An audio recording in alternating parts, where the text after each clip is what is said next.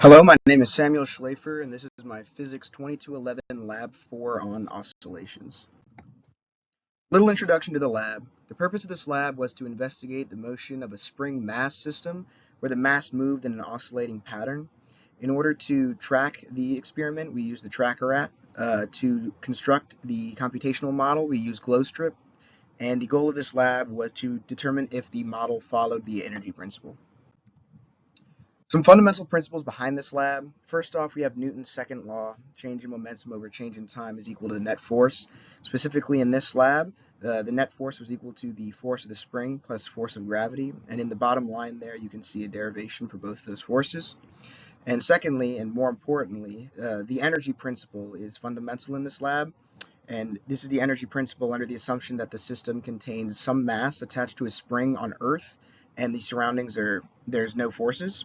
So the change in energy for the system would be equal to the work of the surrounding plus heat going into or out of the system, which is presumably zero. So the change in energy for the system is zero, and therefore change of the components of energy for the system will also be zero. This was our experiment. We calculated that the mass was around 0.1 kilograms, and we had an initial position of negative 0.0949 meters in the x direction and 0.457 meters in the y direction, with an initial velocity of 0 because the mass starts from rest. In the top right, you can see the position over time graph for in the x, just the x direction, and we see how it oscillates.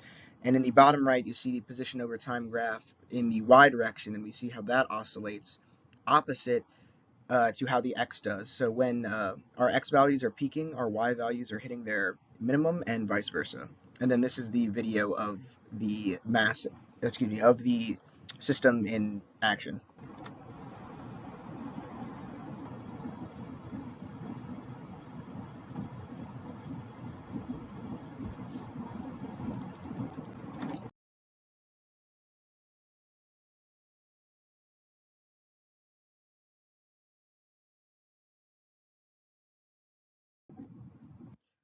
This was the computational model, which again we used GlowScript to construct. We input that the mass of the ball was 0.1 kilograms, and we also input the initial position vector and initial velocity vector that we calculated.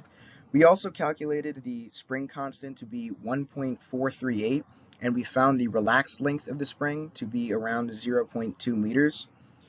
We put in the equations for L, L hat, and S respectively, and then also found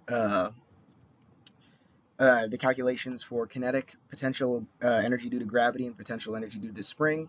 And in our calculation loop, we set the time equal to the length of the video, and then input the calculations for force gravity, force spring, and net force respectively.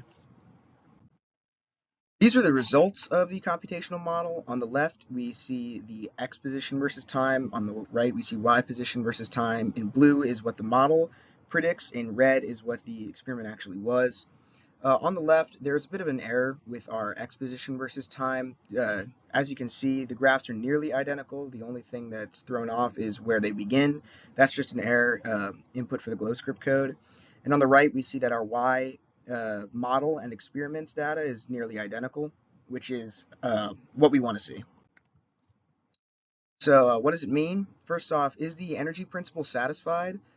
Yes, the energy principle is satisfied. Because the system is majority isolated, there's very, very few external forces actually acting on it, and as shown in the graph, delta E, shown in orange, remains relatively close to zero, if not actually zero, throughout the entirety of the experiment. And we see this is also true because the different components of gravity may change, but their sum is always zero. And then comparing the periods, so as we saw in the graphs on the prior slide, the periods for x and y are nearly identical, and they're very in sync, which makes sense because as one peaks, the other one has to reach its lowest point for their sum to be around zero. And that continues throughout the entire experiment, which is what we expect and what is predicted in the model as well.